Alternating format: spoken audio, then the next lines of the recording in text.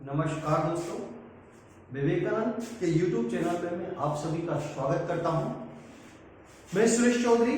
अपना टॉपिक चल रहा था नीति निर्देशक तत्व, और नीति निर्देशक तत्वों में हमने कल की क्लास में जो था वो अनुच्छेद 39A तक जो है हमने नीति निर्देशक तत्व देखे थे। कल हमने जैसा कि आपको बताया था, नीति निर्देशक तत्वों का उल्लेख संविधान के भाग 4 में अनुच्छेद 36 से 51 तक किया गया है। अनुच्छेद 39A तक हम कल की क्लास में नीति निर्देशक तत्वों को देख चुके थे। आइए आज हम आगे नीति निर्देशक तत्वों पर बात करते हैं। अनुच्छेद 40।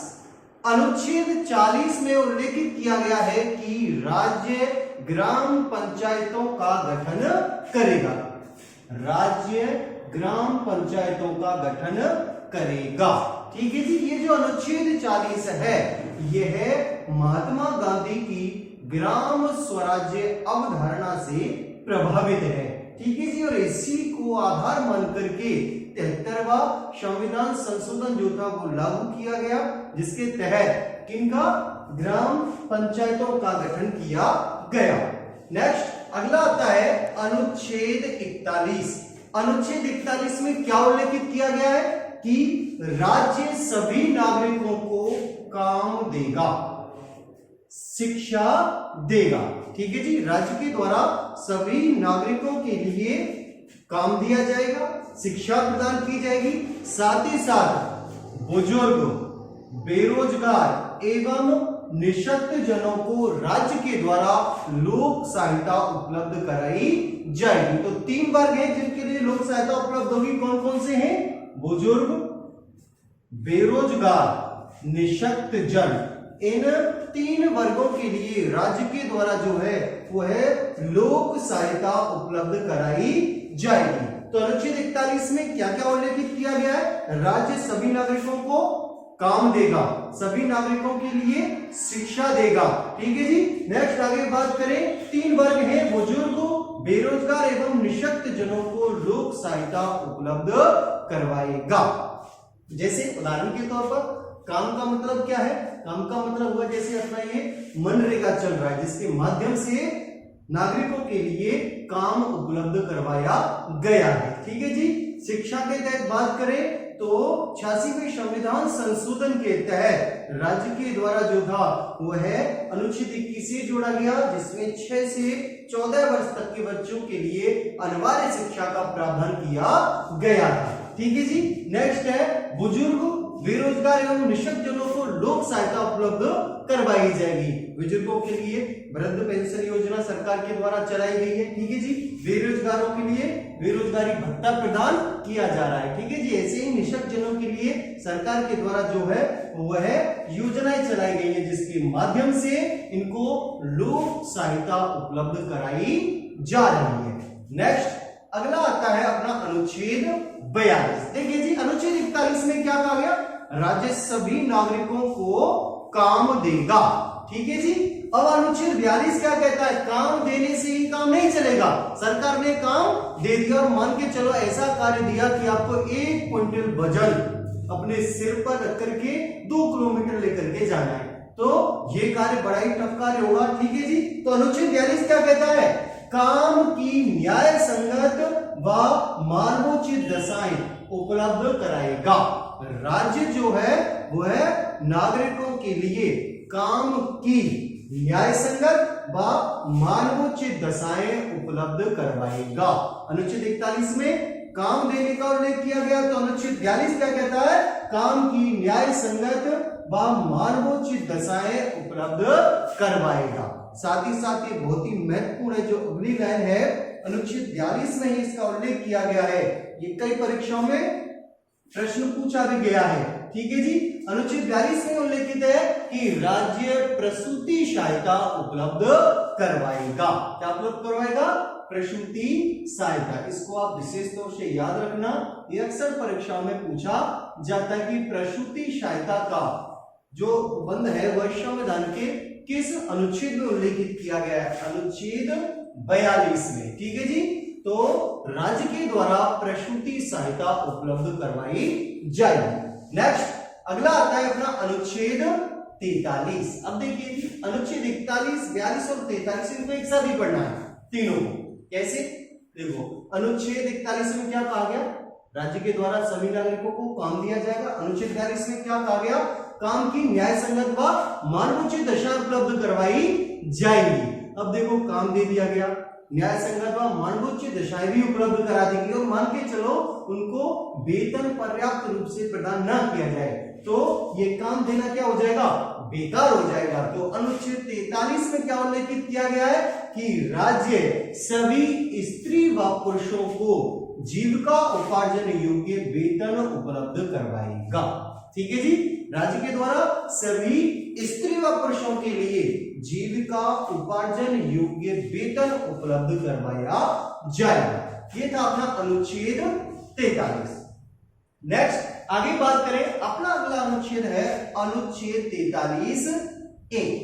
अनुच्छेद 43A में उल्लेखित किया गया है कि राज्य उद्योगों में कार्मिकों की भूमिका सुनिश्चित करेगा।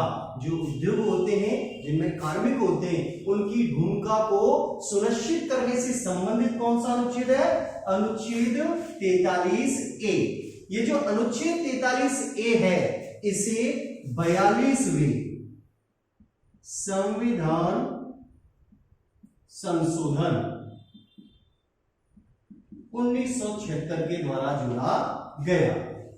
ठीक है जी, अनुच्छेद 43A जिसमें प्रावधान किया गया है कि राज्य के द्वारा उद्योगों में कार्मिकों की भूमिका सुनिश्चित की जाएगी। ये अनुच्छेद कौन से संविधान संशोधन के तहत जोड़ा गया था? 42वें संविधान संशोधन 1976 के द्वारा इस अनुच्छेद को जोड़ा गया। अगला आता है अपना अनुच्छेद 43B। अनुच्छेद 43B क्या उल्लेखित करता है? राज्य सहकारी समितियों के गठन को प्रोत्साहन प्रदान करेगा। क्या करेगा? प्रोत्साहित करेगा। राज्य के द्वारा सहकारी समितियों के गठन को प्रोत्साहन प्रदान किया जाएगा या प्रदान करने का प्रयास किया जाएगा। ये जो अनुच्छेद 43B है इसे 97वें संविधान संशोधन 2011 के द्वारा जोड़ा गया। ठीक है जी, अनुच्छेद 43B कौन से संविधान संशोधन के तहत जोड़ा गया था? 97वें संविधान संशोधन के तहत। प्रावधान क्या है? राज्य सहकारी समितियों के गठन को प्रोत्साहित करेगा। नेक्स्ट अगला आता है अपना अनुच्छेद 44। ठीक है जी, अनुच्छेद 44 में क्या उल्लेख किया गया है? राज्य समान नागरिक संहिता लागू करने का प्रयास करेगा। राज्य के द्वारा जो है वह सभी नागरिकों के लिए समान नागरिक संहिता लागू करने का प्रयास किया जाएगा। समझते हैं ये मामला क्या है? देखिए जी, अपने भारत में जो दीवानी मामले होते हैं, दीवानी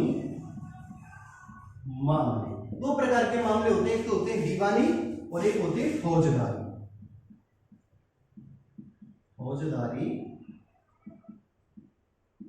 मामले दोनों को समझे। पहले बात करें चलो हम फौजदारी पर। फौजदारी मामले क्या होते हैं? किसी का किडनैप कर लेना, ठीक है जी, कोई मर्डर कर लेना, ठीक है जी, कोई डकैती डालना, ये सभी मामले किसके अंतर्गत आते हैं?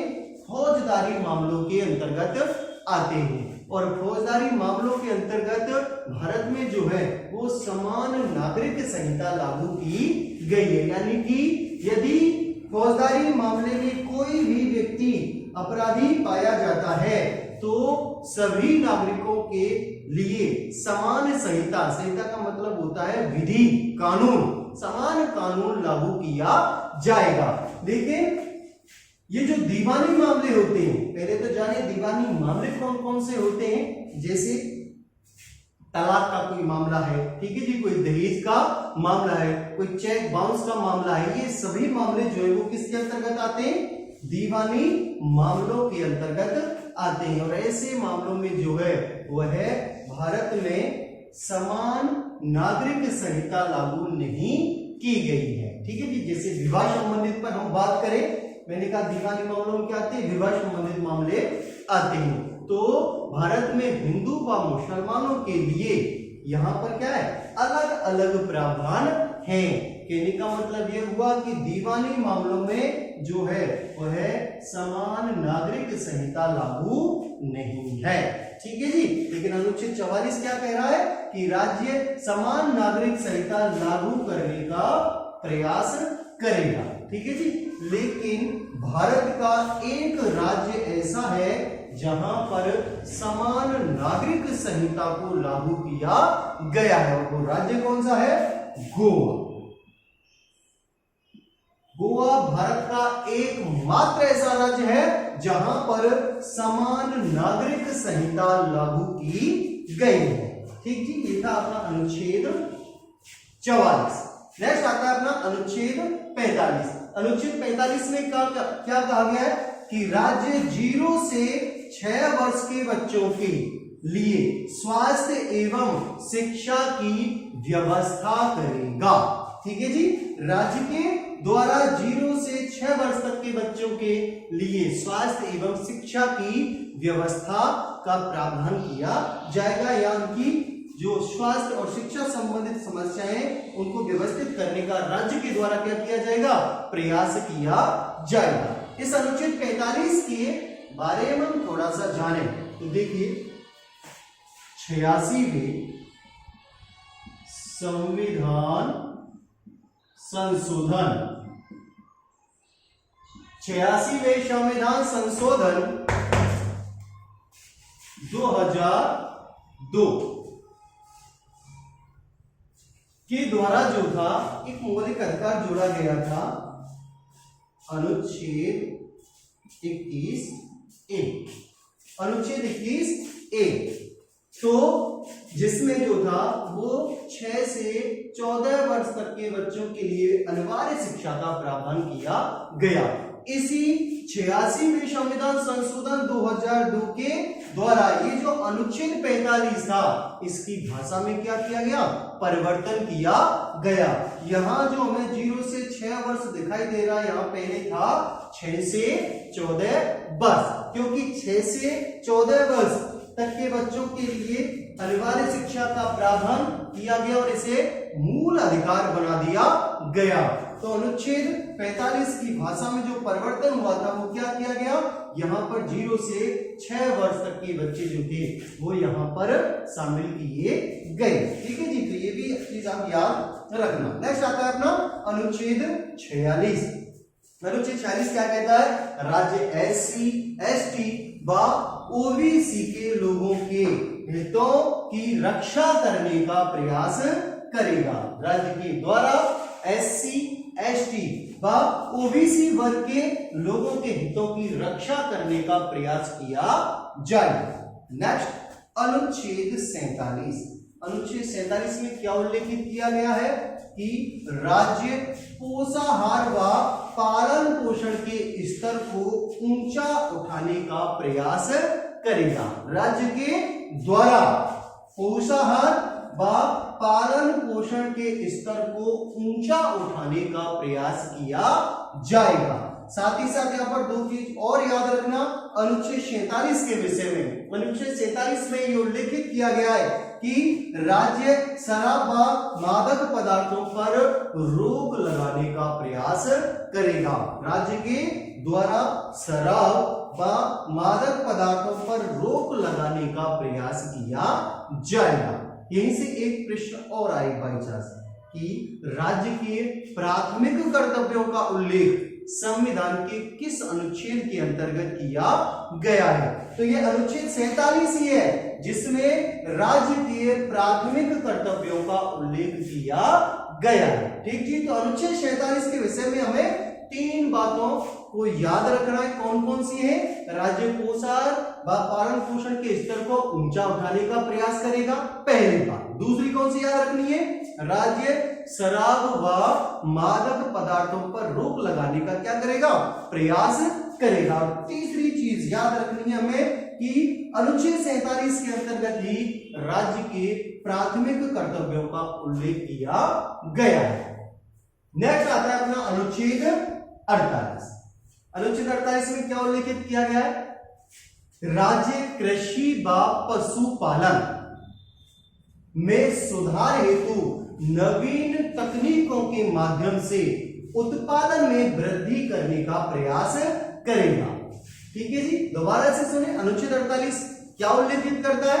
राज्य कृषि व पशुपालन में सुधार हेतु नवीन तकनीकों के माध्यम से उत्पादन में वृद्धि करने का प्रयास करेगा। तो पशुपालन हो या कृषि हो, वहां पर राज्य के द्वारा नई नई तकनीकों का प्रयोग किया जाएगा जिसके माध्यम से उत्पादन में वृद्धि की जा सके। ठीक है जी। अनुच्छेद 48 में ही एक बात का और उल्लेख किया गया है, यहां पर है राज्य गाय के वध पर रोक लगाएगा। किसके वध पर रोक लगाएगा? गाय के वध पर रोक लगाएगा। संविधान के अंतर्गत ये गाय एकमात्र ऐसा पशु है जिसके वध पर रोक लगाने का प्रावधान किया गया है। ठीक है जी। बाकी के जो भी जानवर है उनके लिए अधिनियम बनाए गए थे, ठीक है, सब कानून बनाए गए, लेकिन गाय एकमात्र ऐसा जानवर है जिसके वध पर रोक लगाने संबंधित प्रावधान कहां पर उल्लेखित किए गए? संविधान के अनुच्छेद 48 में उल्लेखित किए गए हैं। नेक्स्ट अनुच्छेद 48A। अनुच्छेद 48A में क्या उल्लेखित किया गया है? राज्य पर्यावरण संरक्षण एवं वन्य जीवों की रक्षा करने का प्रयास करेगा। राज्य के द्वारा जो है वह पर्यावरण संरक्षण व वन्य जीवों की रक्षा का प्रयास किया जाएगा। यहाँ एक चीज बड़े ही ध्यान से आपको याद रखनी है। अभी हम अगला टॉपिक जो पढ़ेंगे वो आएगा अपना मौलिक कर्तव्य। अब देखो, कभी कभी ऐसा प्रश्न आ जाता है कि निम्नलिखित में से कौन सा मौलिक कर्तव्य नहीं है। अब देखना, ये जो भाषा आप नीति निदेशक तत्व के अनुच्छेद 48A में पढ़ रहे हैं, लगभग इससे मिलती जुलती भाषा ही हमें कहां पर देखने को मिलेगी? मौलिक कर्तव्यों में। अपना 7वां मौलिक कर्तव्य है, तो 7वें मौलिक कर्तव्य में लगभग इससे मिलती जुलती भाषा उल्लेखित की गई है। ठीक है जी। यहाँ क्या उल्लेखित किया गया है? राज्य पर्यावरण संरक्षण एवं वन्य जीवों की रक्षा करने का प्रयास करेगा। और मौलिक कर्तव्य जो 7वां मौलिक कर्तव्य वो क्या कहता है कि सभी नागरिक पर्यावरण वन्य जीवों का संरक्षण करें। क्या करें? संरक्षण करें। वहां पर संरक्षण का उल्लेख और यहाँ पर क्या है? राज्य के द्वारा पर्यावरण संरक्षण एवं वन जीवों की रक्षा का प्रयास किया जाएगा। वहां संरक्षण, यहाँ क्या है?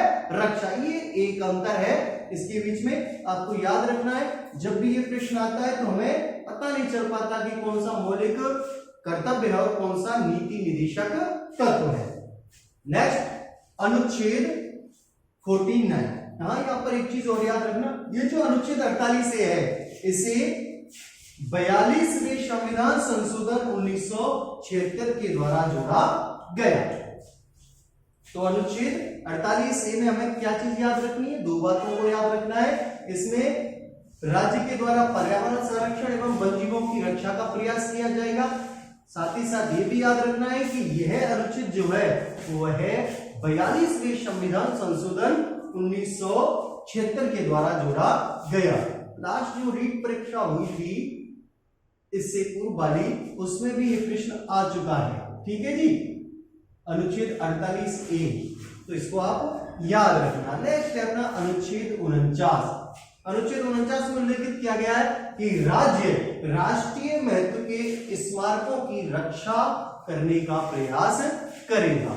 राज्य के द्वारा राष्ट्रीय महत्व के जो स्मारक हैं उनकी रक्षा करने का प्रयास किया जाएगा। यहां पर भी एक चीज याद रखना, लगभग इससे मिलता जुलता ही एक मौलिक कर्तव्य हमें देखने को मिलेगा। 9वां मौलिक कर्तव्य है जिसमें उल्लेखित किया गया है कि सभी नागरिक जो है वह सार्वजनिक स्थलों का संरक्षण करें। वहां शब्द क्या है? सार्वजनिक स्थल, और यहां शब्द क्या है?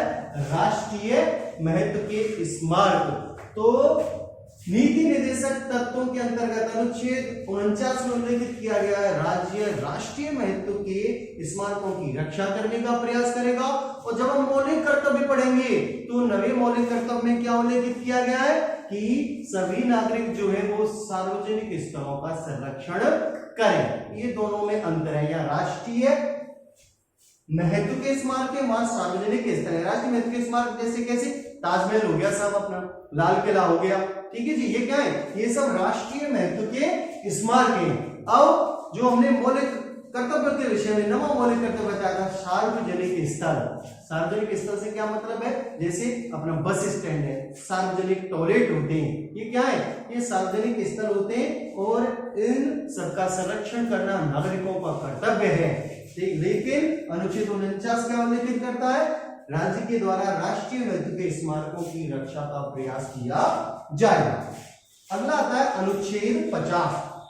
अनुच्छेद 50 में उल्लेखित किया गया है राज्य कार्यपालिका व न्यायपालिका को पृथक रखने का प्रयास करेगा। राज्य के द्वारा कार्यपालिका व न्यायपालिका को दोनों को अलग अलग रखने का प्रयास किया जाएगा। और अंतिम आता है अपना अनुच्छेद 51। अनुच्छेद 51 में क्या उल्लेखित किया गया है, राज्य अंतरराष्ट्रीय शांति व सुरक्षा को बढ़ाने का प्रयास करेगा। राज्य के द्वारा अंतरराष्ट्रीय शांति और सुरक्षा को बढ़ाने का प्रयास किया जाएगा। ये जो अनुच्छेद 51 है, इसी अनुच्छेद 51 को या फिर हमारी जो भारत की विदेश नीति है, विदेश नीति, प्रश्न आए भारत की विदेश नीति का आधार किस अनुच्छेद को माना गया है, तो भारत की विदेश नीति का आधार जो है वह है अनुच्छेद 51 को माना गया है। अनुच्छेद 51 वह अनुच्छेद है जिसको आधार मान करके भारत की विदेश नीति निर्मित की जाती है। ठीक जी, तो ये थे अपने अनुच्छेद 36 से लेकर 51 तक के नीति निर्देशक तत्व। ठीक जी, अब आगे बात करें तो नीति निर्देशक तत्वों के विषय में कुछ विद्वानों के द्वारा कथन कहे गए हैं, और वो कौन कौन से विद्वान हैं जिन्होंने नीति निर्देशक तत्वों के विषय में अपने विचार प्रकट किए और क्या विचार प्रकट किए, उनको भी हम देख लेते हैं।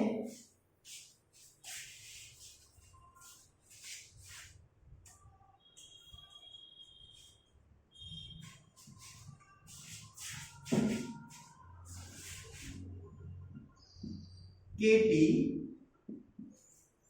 शाह, केटी शाह के द्वारा नीति निर्देशक तत्वों के विषय में क्या कहा गया है, उन्होंने कहा कि यह एक ऐसा चेक है, ऐसा चेक है जिसका भुगतान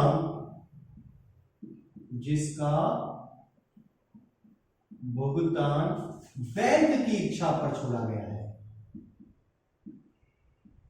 बैंक की इच्छा पर छोड़ा गया है। तो केटी शाह के द्वारा कहा गया कि यह एक ऐसा चेक है जिसका भुगतान बैंक की इच्छा पर छोड़ा गया है। क्यों, देखिए जी, हमने आपको शुरू में बताया था नीति निर्देशक तत्व बाध्यकारी नहीं होते हैं। ठीक जी, इसमें जो भी प्रावधान दिए गए हैं, राज्य जब इन प्रावधानों को लागू करने के लिए सक्षम होगा, उन्हीं परिस्थितियों में राज्य के द्वारा इन्हें लागू किया जाएगा। इसीलिए केटी शाह के द्वारा क्या कहा गया, यह एक ऐसे चेक के समान है जिसका भुगतान बैंक की इच्छा पर छोड़ा गया है। अगले व्यक्ति हैं टी कृष्णमाचारी। टी कृष्णमाचारी के द्वारा जो है वह नीति निर्देशक तत्वों को भावनाओं का स्थायी कूड़ाघर कहा गया है। भावनाओं का स्थायी कूड़ाघर। तो नीति निर्देशक तत्वों को भावनाओं का स्थायी कूड़ाघर किसके द्वारा कहा गया, टी कृष्णमाचारी के द्वारा। अगले व्यक्ति हैं नासिरुद्दीन।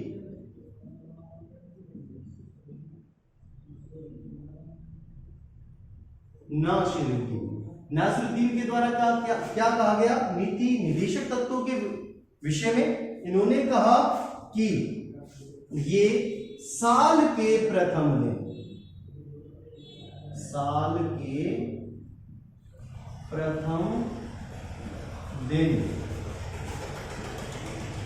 पास किए गए शुभकामना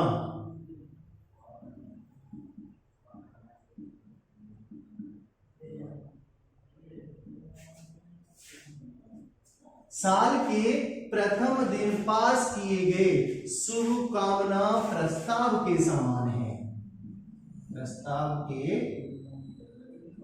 समान है। तो नाज़रुद्दीन के द्वारा नीति निर्देशक तत्वों के विषय में क्या कहा गया? नीति निर्देशक तत्व साल के प्रथम दिन पास किए गए शुभकामना प्रस्ताव के समान है। जिस प्रकार से न्यू ईयर जब आती है तो हम सभी लोग अपने सगे संबंधी यार दोस्तों के लिए न्यू ईयर विश करते हैं और उसके बाद एक साल तक फिर उनका हालचाल पूछने का भी समय नहीं रहता है। सेम स्थिति यहाँ पर है। नाज़रुद्दीन ने कहा कि ये साल के प्रथम दिन पास किए गए शुभकामना प्रस्ताव के समान हैं। अगले व्यक्ति हैं भीमराव अंबेडकर। भीमराव अंबेडकर, तो सुनिए जी, भीमराव अंबेडकर के द्वारा क्या कहा गया नीति निर्देशक तत्वों के विषय में? इन्होंने कहा कि यदि कोई भी राज्य इनको लागू नहीं करेगा तो अगले चुनावों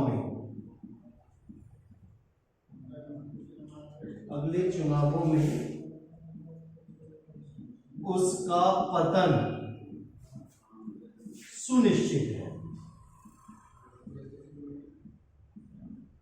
भीमराव अंबेडकर ने क्या कहा कि यदि किसी भी राज्य के द्वारा नीति निर्देशक तत्वों का या नीति निर्देशक तत्वों को लागू नहीं किया जाएगा तो आने वाले अगले चुनावों में उस राज्य का पतन सुनिश्चित है। तो नीति निर्देशक तत्वों के विषय में हमें ये 4 कथनों को याद रखना है। टीटी शाह ने क्या यह एक ऐसा चेक है जिसका भुगतान बैंक की इच्छा पर छोड़ा गया है। टीटी कृष्णाचारी के द्वारा क्या कहा गया? यह भावनाओं का स्थायी कूड़ागर है। नाज़रुद्दीन के द्वारा क्या कहा गया? साल के प्रथम दिन पास किए गए शुभकामना प्रस्ताव के समान है। और भीमराव अंबेडकर ने क्या कहा?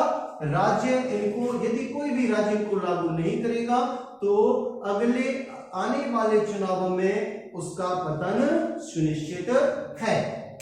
तो ये थे नीति निर्देशक तत्वों के विषय में कुछ कथन। नेक्स्ट आगे हम बात करें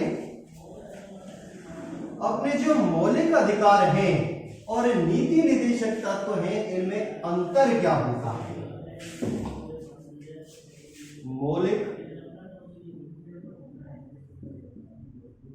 अधिकार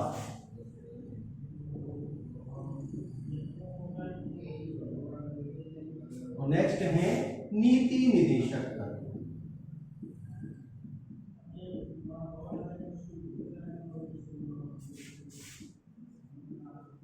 इन दोनों के मध्य अंतर क्या होता है?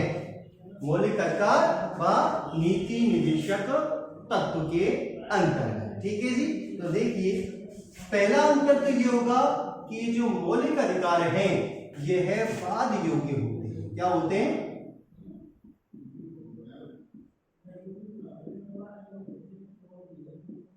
मौलिक अधिकार जो है वाद योग्य होते हैं। यहाँ कहने का मतलब ये हुआ कि मौलिक अधिकारों को न्यायालय के द्वारा लागू करवाया जा सकता है, लेकिन नीति निर्देशक तत्व जो है यह वाद योग्य नहीं होते। वाद योग्य नहीं होते। तो पहला अंतर दोनों के मध्य क्या हुआ? मौलिक अधिकार वाद योग्य होते हैं, अर्थात न्यायालय के द्वारा इनको लागू करवाया जा सकता है, लेकिन नीति निर्देशक तत्व जो है ये वाद योग्य नहीं होते, अर्थात न्यायालय के द्वारा इनको लागू नहीं करवाया जा सकता। नेक्स्ट अगला अंतर क्या आता है? ये जो मौलिक अधिकार होते हैं, मौलिक अधिकारों का उद्देश्य होता है राजनीतिक लोकतंत्र की स्थापना। इनका उद्देश्य क्या होगा? राजनीतिक लोकतंत्र की स्थापना। तो मौलिक अधिकारों का जो उद्देश्य है वह मेन उद्देश्य होता है राजनीतिक लोकतंत्र की स्थापना करना। लेकिन जो नीति निदेशक तत्व होते हैं, नीति निदेशक तत्वों का जो उद्देश्य होता है वो क्या होता है? समाजवादी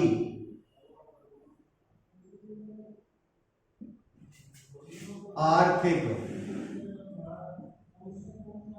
एवं लोक कल्याणकारी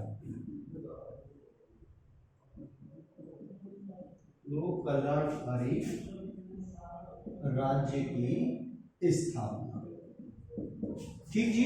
तो मौलिक अधिकारों का उद्देश्य हुआ राजनीतिक लोकतंत्र की स्थापना करना।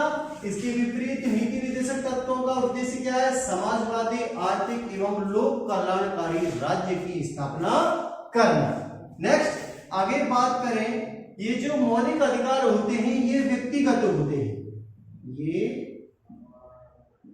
व्यक्तिगत होते हैं। कैसे होंगे? व्यक्तिगत होंगे। लेकिन जो नीति निदेशक तत्व हैं ये कैसे होते हैं? ये राज्य के लिए। किसके लिए होंगे? राज्य के लिए। तो मौलिक अधिकार व्यक्तिगत होते हैं, लेकिन जो नीति निदेशक तत्व हैं वो किसके लिए होते हैं?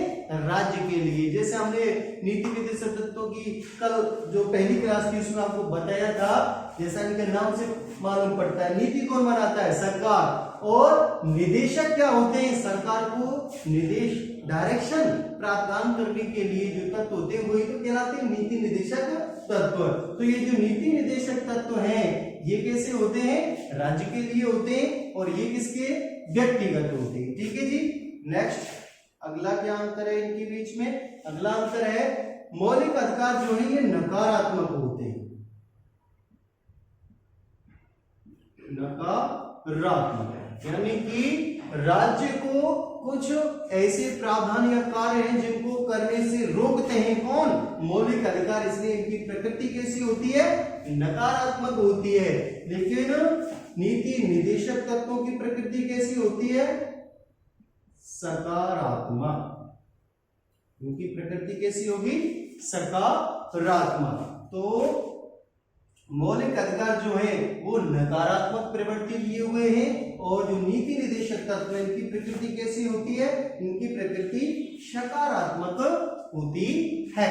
ठीक जी। तो ये मेन जो है वो मौलिक अधिकार और नीति निदेशक तत्वों के विषय में हमने क्या पढ़े? अंतर पढ़े। ठीक है जी। नेक्स्ट आगे हम जानते हैं मौलिक अधिकार और नीति निदेशक तत्वों के विषय में तकरार।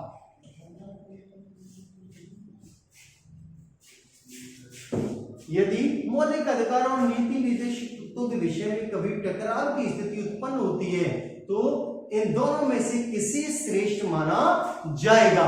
ठीक है जी। तो इससे संबंधित हम 2-3 बात हैं जिन पर चर्चा करेंगे, जिनमें से सबसे पहला जो बात आता है वह बाद है अपना चंपकम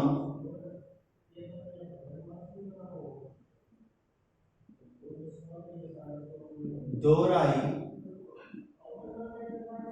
राजन बाद 1951। ठीक है जी। संविधान लागू होने से कुछ समय बाद ही, ठीक है जी, 26 जनवरी 1950 को अपना संविधान लागू हुआ। उसके जस्ट 1 साल के बाद ही जो था वो इन दोनों में तकरार देखने को मिली, और उससे संबंधित जो पहला बात था वो था चंपकम दोराई राजन बना मद्रास राज्य बाद 1951। जब हमने आपको मौलिक अधिकार पढ़ाए थे 15वां मौलिक अधिकार याद कीजिए, जहां हमने आपको ये बताया था। ठीक है जी। चंपकम दोराई राजन बाद मामला क्या था? 1951 1927 से ही मद्रास राज्य में जो मेडिकल कॉलेज हुआ करते थे उनमें एससी व एसटी के लिए आरक्षण प्रदान किया गया था।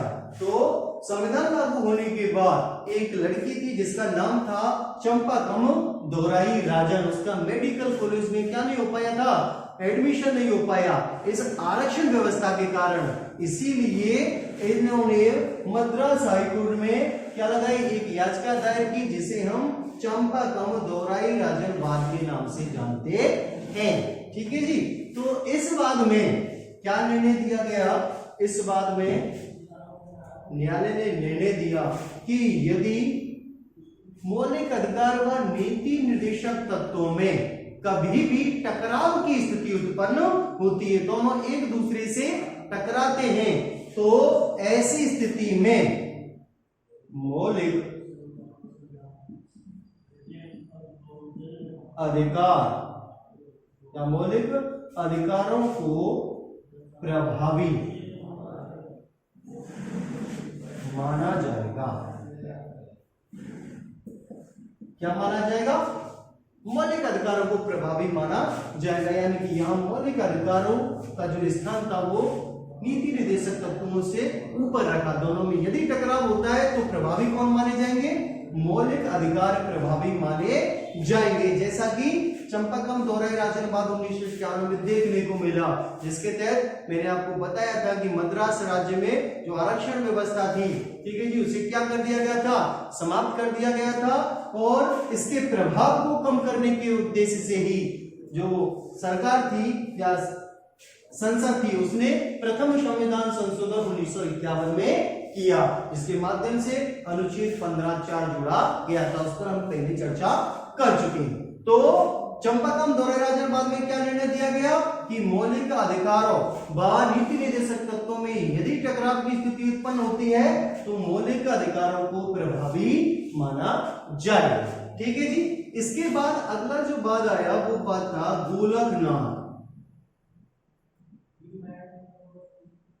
बनाम पंजाब राज्यवाद, और ये बात हुआ 1967 में। इस बात में क्या निर्णय दिया गया वो सुनिए। इस बात में न्यायालय ने कहा कि यदि कोई भी मौलिक अधिकार गैर संवैधानिक है फिर भी सरकार के द्वारा उसे संशोधित या समाप्त नहीं किया जा सकता। ठीक है जी। तो सरकार जो है या राज्य जो है उसमें क्या नहीं कर सकता, संशोधन नहीं कर सकता। और किसी भी निदेशक तत्व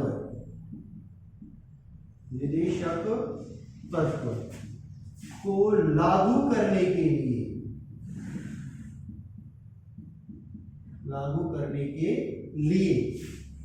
मौलिक अधिकारों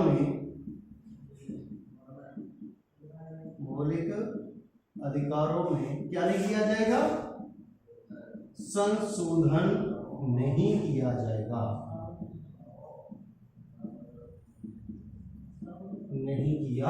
जाएगा, तो गोलकनाथ बनाम पंजाब राज्यवाद में 1967 में हुआ ये बात। इस बात में जो न्यायालय था उसने क्या निर्णय दिया कि निदेशक तत्वों को लागू करने के लिए मौलिक अधिकारों में संशोधन नहीं किया जाएगा। कहने का मतलब हुआ कि संसद जो है वो मौलिक अधिकारों में क्या नहीं कर सकती है, संशोधन नहीं कर सकती है। इसके बाद जो था वो आया अपना 42वां संविधान संशोधन, 42वां संविधान संशोधन, ये हुआ 1976 में। 42वें संविधान संशोधन में जो था वो नीति निर्देशक तत्व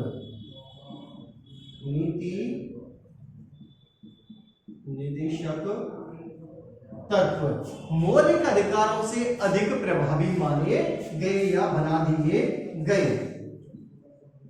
मौलिक अधिकारों से अधिक प्रभावी, कहने का मतलब ये हुआ कि यदि मौलिक अधिकार और नीति निर्देशक तत्वों में टकराव की स्थिति उत्पन्न होती है तो उसमें प्रभावी किसे माना जाएगा? नीति निर्देशक तत्वों को प्रभावी माना जाएगा। यानी कि यहाँ पर 42वें संविधान संशोधन के माध्यम से नीति निर्देशक तत्व जो थे उनको उच्च स्थान प्रदान किया गया बजाय मौलिक अधिकार। ठीक है जी। इसके बाद और अपना जो अंतिम बात आता है वो है मिनर्वा मिल्स बनाम भारत संघ। ये बात हुआ 1980। अब सुनिए इस बात में न्यायालय ने क्या निर्णय दिया। इस बात में न्यायालय ने निर्णय दिया कि मौलिक अधिकार और नीति निर्देशक तत्व यह गाड़ी के दो पहियों के समान है। किसके समान है? गाड़ी के दो पहियों के समान है।